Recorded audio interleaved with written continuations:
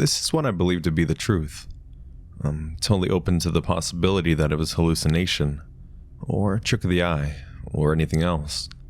Just looking for some ideas.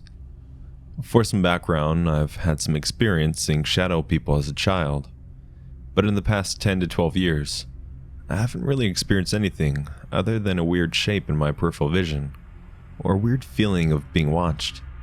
Nothing too major. That was until the night of the 23rd of December.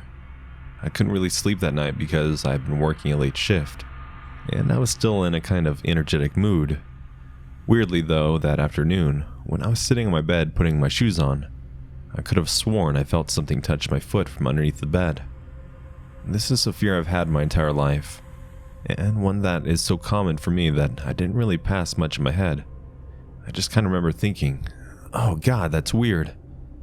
Anyways, that night once I did finally get some sleep, I kept being awoken by scratching noises. That sounds a lot scarier than it is, because we always get mice in our attic at winter, so it really wasn't anything new or scary. However, the third or fourth time it woke me up. It startled me because it sounded different. This time it sounded like, I guess I could say it sounded like someone really lightly running their fingers along the wall.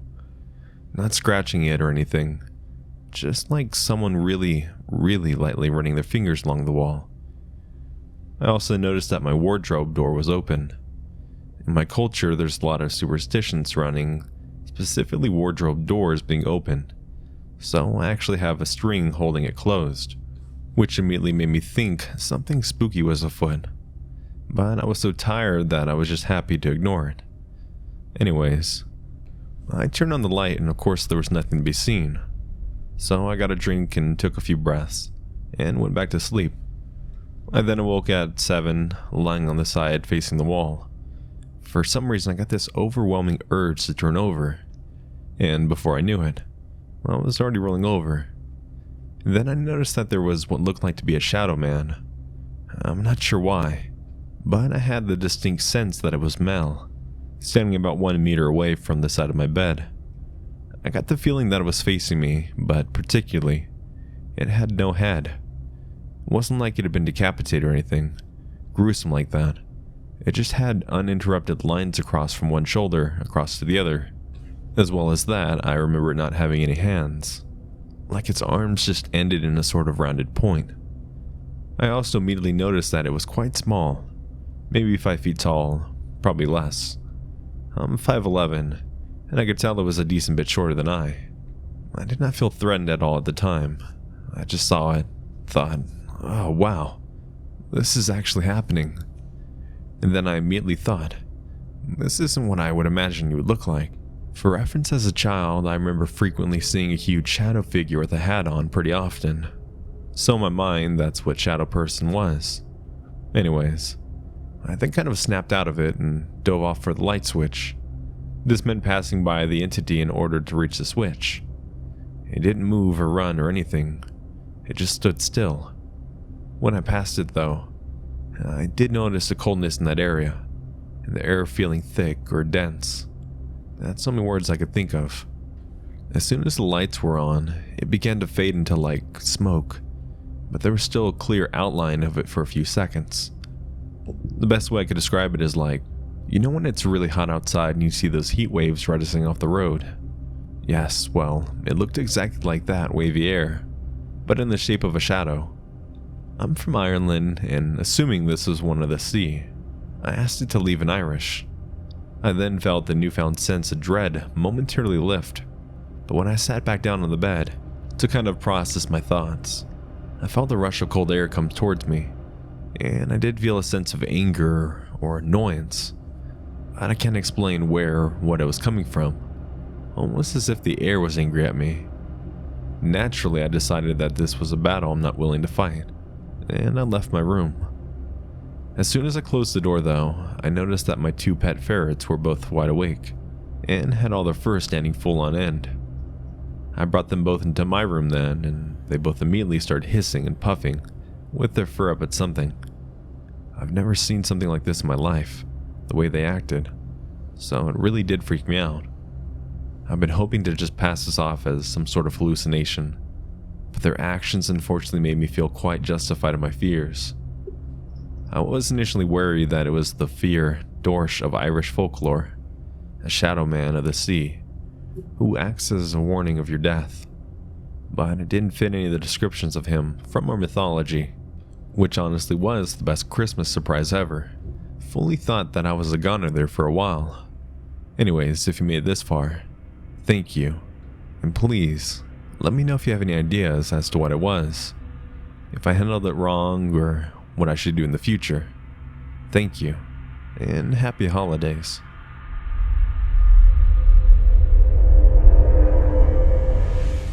This story takes place when I was about 9 years old, in a rural town in Oaxaca, Mexico. I was living there for a few months in my dad's hometown with my mom, dad, and my brother, who was 4 at the time. My dad was driving home from the city in Oaxaca. It's a long drive, so it was dark by the time he got back to our home. Allow me to set up the scene. Our pueblo only has paved roads in the commerce and municipal areas of the town. 1 light post every single corner, and you can see the galaxy if you look up. Some houses are just adobe houses with easy access to the property. Others have these huge metal gates that you have to unlock and swing open to gain access to the inside.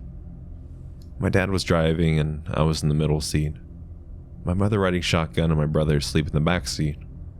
So we pull up to the front of the house. My dad honked about 3 times trying to get either of my grandparents or the uncle that lives there to open the gate. No one comes for what feels like 5 minutes, until we all see my grandmother open the right gate, and then the left gate. It struck me as strange that the 4 dogs we had weren't with her, as they'd always go to the front gate when it was open, because, you know, dogs. When she opens the left gate, she goes behind the gate as it swings towards the wall, most likely to go to the outside that's located right behind the gate. My mother and I see this, and she tells my dad, "Go inside. I'll go out and wait for her, so I can help her walk her to her room." My dad pulls in and we walk to my room. My grandparents sleep in and say hi to my grandpa. Except when we walk in, we both see my grandma bundled up in the bed. Evidently, she had come down with a fever and illness out of nowhere. When we left, she was healthy as can be. Now she couldn't sit up on her own, let alone walk across the property and open a huge gate like she normally could. My dad asked, "How'd you get here so fast? Why didn't you wait for Mom?" My uncle fills us in. At the same time, my mom comes running and worried about where my grandma is. We all saw her open the gate. We all saw her go behind the gate. But here she is, bedridden since we left during the day. My dad and uncle grab the old rifles we had and run out to search the property. Someone opened those gates, or something. That night, none of the dogs left from my grandpa's doorstep, and my dad sat at our room, gun in hand, anticipating the return. The next day, my little brother was also sick with a fever and markings on his body, as if someone was grabbing him with a strong grip. He wouldn't stop crying, and I'd never seen him cry like that before. There was an audible agony to his wails. He was begging for help the only way he could. He would say, "No, no." It was terrifying. My dad contacts a curando neighbor to help us. He does a cleansing on my brother and grandma, and then walks the property chanting and clearing the bad air. He said that was suffocating our home. He told us to watch out for strangers and strangeness, as witchcraft is rampant where we lived. Till this day, my mom gets chills. My dad doesn't like talking about it, and my brother always gets lightheaded when we talk about it. I haven't been able to get the way my grandma opened the door out of my mind. It seemed almost unnatural, clunky even. I don't get how the doors opened with no one there. Mexico is a strange, mysterious place.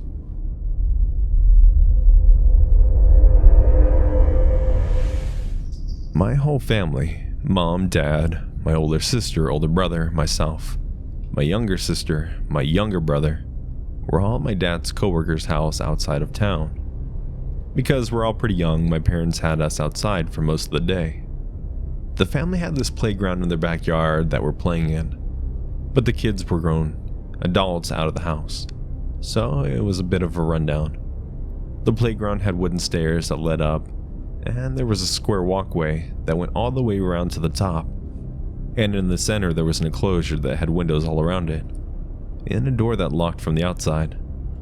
It was full of a bunch of seemingly random, junk-tusked kids, but it was still interesting.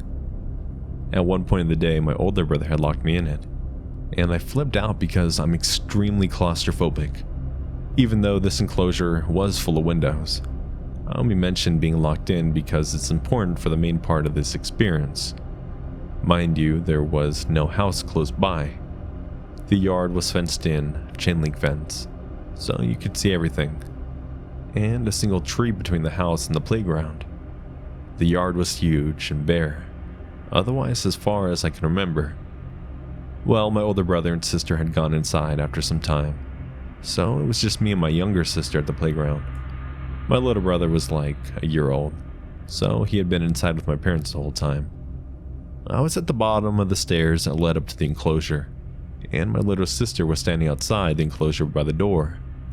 She wanted to go in, but since my brother had locked me in previously, she looked over the railing at me and said, "Don't lock me in." I was going to say, "I won't," but some voice that sounded like a really loud whisper coming from all the way around beat me to it, and it said, "I won't." My sister's eyes got wide, freaked out, and ran inside crying. I quickly followed suit and ran away towards the house. I reached the only tree in the yard on the way back to the house, and turned around to see if anyone was there and yelled, "Who said that?" I still didn't see anyone, but the voice answered, "I did." It was the same voice, and it sounded like it was coming from all around me, like it was whispering into both my ears at the same time. I ran inside to find my whole family and the owner of the house sitting on the couch in the living room, and my little sister was hiding under the coffee table crying. My parents were initially mad at me for scaring her, but she kept telling them it wasn't me, and we both told them what happened. My parents insisted that everyone had been inside with them when it happened, and the owner of the house and my parents spent a large part of their day trying to figure out what happened. But ultimately, we never did. We never went near that playground again. My sister and I still bring it up from time to time. She doesn't like talking about it, but definitely still remembers it. It was one of the creepiest things I've ever experienced. You know what they say. Hey friends, thanks for checking out today's video. If you haven't yet, please make sure to hit the like and subscribe button to be notified when I drop a new video or whenever I stream. If you guys want some more behind the scenes action, make sure to follow me on my social medias. Links to these will be provided in my description, including my public Discord. Also, if you'd like to support me and the channel, please consider becoming a channel member or a Patreon, where $1 a month gets you early access to all my videos. With all that being said, I want to thank you again, and remember, keep it spooky.